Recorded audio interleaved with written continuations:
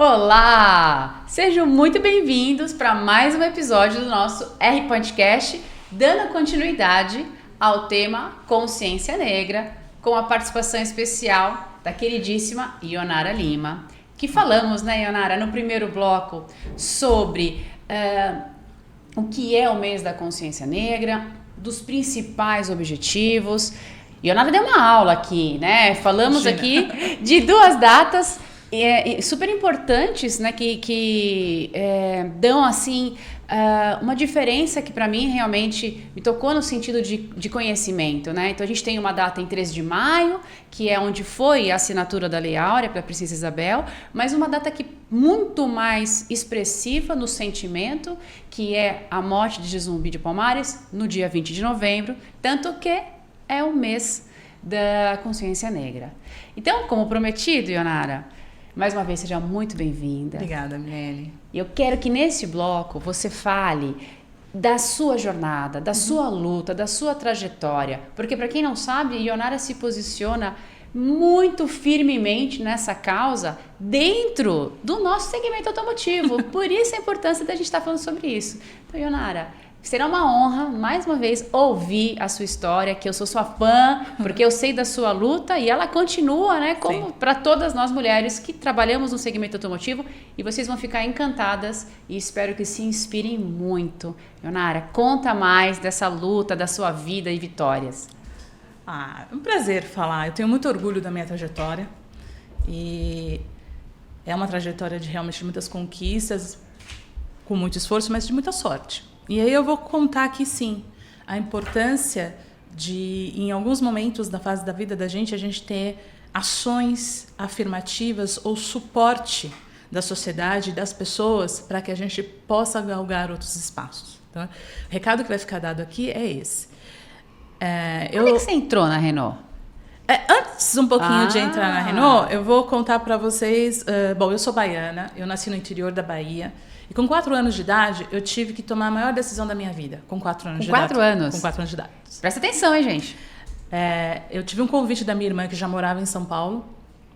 Eu morava com os meus pais no interior da Bahia, numa zona rural. E com 4 anos ela perguntou, Nara, você quer vir para São Paulo para estudar? Porque aqui não tem escola. Nossa. Gente, eu preciso falar. Capacitação. Para quem já acompanhou os nossos episódios, o primeiro episódio que eu gravei com a Silvana DGA, capacitação, mulherada, presta atenção nisso. E a partir daí eu tive que tomar essa decisão. E eu falei, não, sim, eu quero ir. E eu tomei essa decisão, porque eu com 4 anos de idade, pensei, aqui não tem escola, e eles sempre falavam, na Bahia o pessoal tem muita mania de falar, Nara vai ser doutora. Quer dizer, doutora é quem vai estudar, né? E meus pais... deixaram que eu viesse com os meus irmãos. A gente morava numa única casa.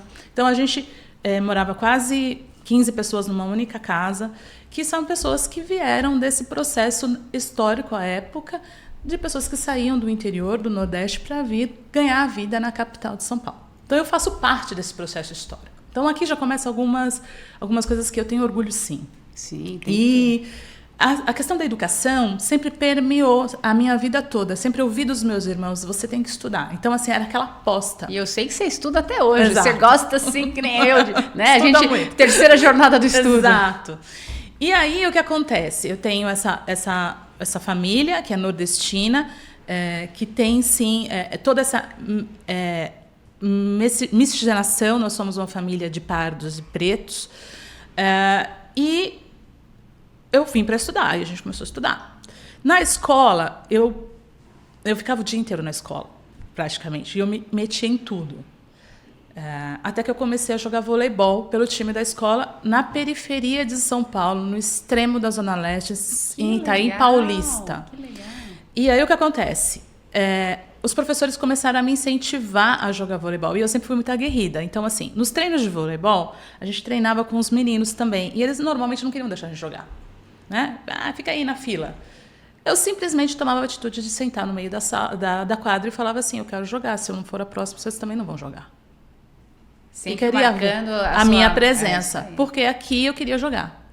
E aí eu fui jogar em clubes da prefeitura e incentivos dos professores. Então, olha o papel dos professores na educação Na formação. de crianças. Eu tinha 11, 12, 13 anos. E a gente saía do extremo leste para ir para bairros Tatuapé, depois por Ibirapuera, para jogar voleibol.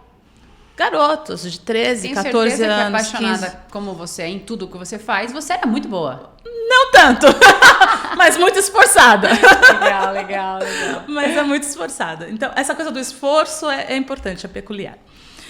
Mas foi aí, jogando no Clube Hebraica, eu fui federada no Clube Hebraica, já nos meus últimos anos, já tinha lá seus 18, 19 anos para jogar. Então, olha só, eu fui parar no Clube Hebraica. Sim. Né, numa região nobre de São Paulo, Pinheiros, num povo culturalmente muito forte, que são os judeus. Sim. Então, o que aconteceu? Lá, os judeus também têm essa característica de quanto é importante a educação, né, dentro da vida das pessoas. Novamente, a educação. E aí, os meus amigos que jogavam comigo falavam, você não vai fazer faculdade? Faculdade não estava nos nossos planos, porque dentro da minha realidade, faculdade era algo muito distante. Muito distante.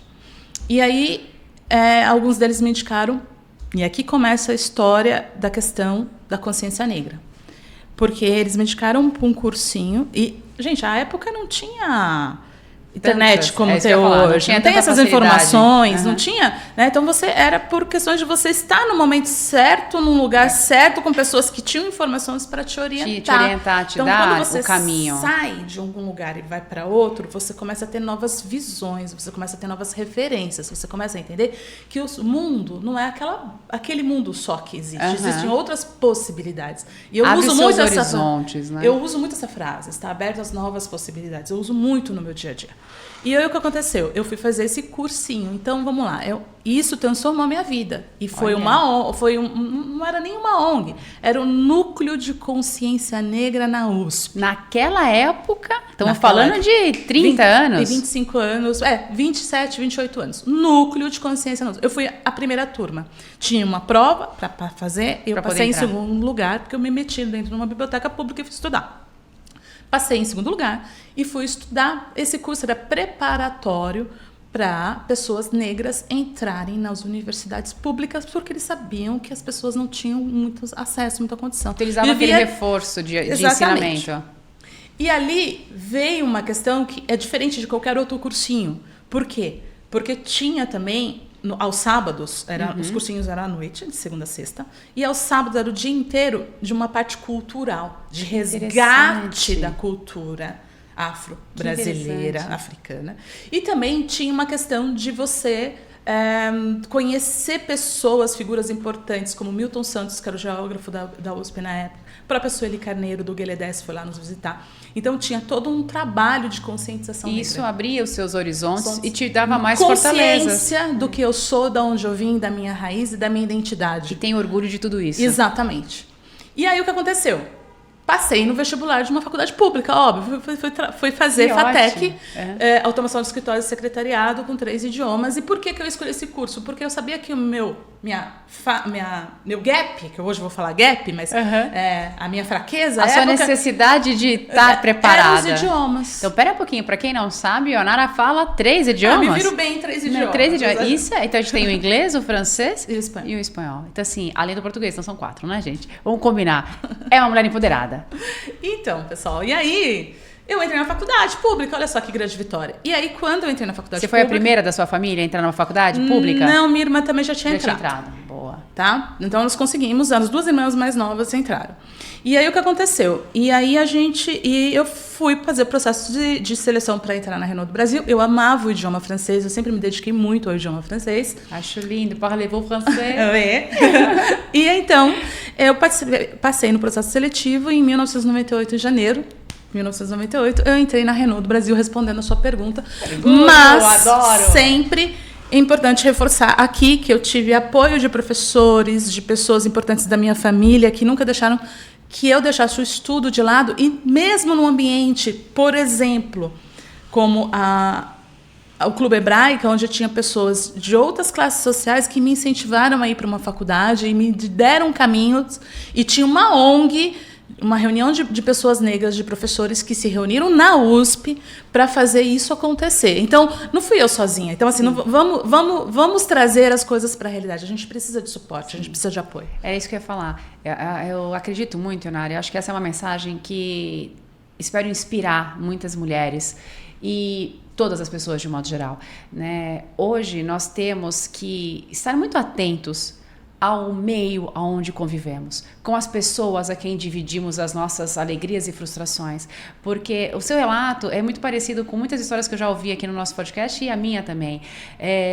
Sempre tem alguém que vai te dar a luz para que você abra a mente e pense, eu posso. Exato. Né? Mas você foi buscar ambientes melhores para se conviver. Então, qual é a mensagem aqui? Nós temos sim que selecionar.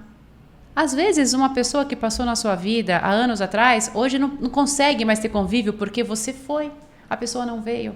Ah, mas eu deixei de ser amigo? Não, simplesmente o ciclo mudou. Então, nós temos que estar atentos aos ciclos que convivemos, né? Eu sempre gosto de estar olhando e eu tenho que, como eu olho para você, eu admiro porque eu sei a sua luta e eu sei o quanto você ainda vai buscar. Então, de um modo geral, acho que a história da Ionara, ela é linda e maravilhosa.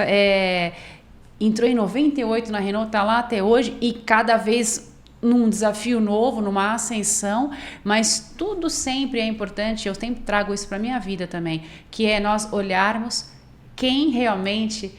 Essa pessoa pode nem ter mais contato conosco, mas ela falou uma palavra, ela deu uma dica e transformou a sua vida. Então, escutem aquelas pessoas que de fato querem transformar a sua vida para melhor. Porque tem muitas pessoas que vêm como anjos, né? Exato. E eu tenho certeza que essa sua trajetória, essa passada sua na Hebraica, convivendo com essas pessoas que vinham de outras culturas, né? Que não tinham benefício nenhum em te ajudar. Causaram um impacto muito forte e relevante na minha vida. É isso aí, maravilhoso. Gente, Ionara, que história linda. E preparem, porque eu não vou dar spoiler. No próximo episódio, no próximo bloco, nós vamos estar falando sobre diversidade. E vai ser nesse episódio que a Ionara vai falar para nós, nesse bloco, ela vai falar para nós das fases da vida nesses 25 anos de Renault, mas o mais importante, como que essa diversidade é benéfica ou não para os nossos negócios, trazendo todo esse contexto para dentro da concessionária. Isso é muito importante. Ionara, eu estou mais apaixonada ainda por você, pela sua história. Espero que todos estejam aqui curtindo. E no próximo bloco, vamos falar de diversidade e inclusão do tema consciência negra, trazendo para o segmento automotivo. Muito obrigada, Ionara. Obrigada, gente. E até o próximo bloco. Tchau, tchau.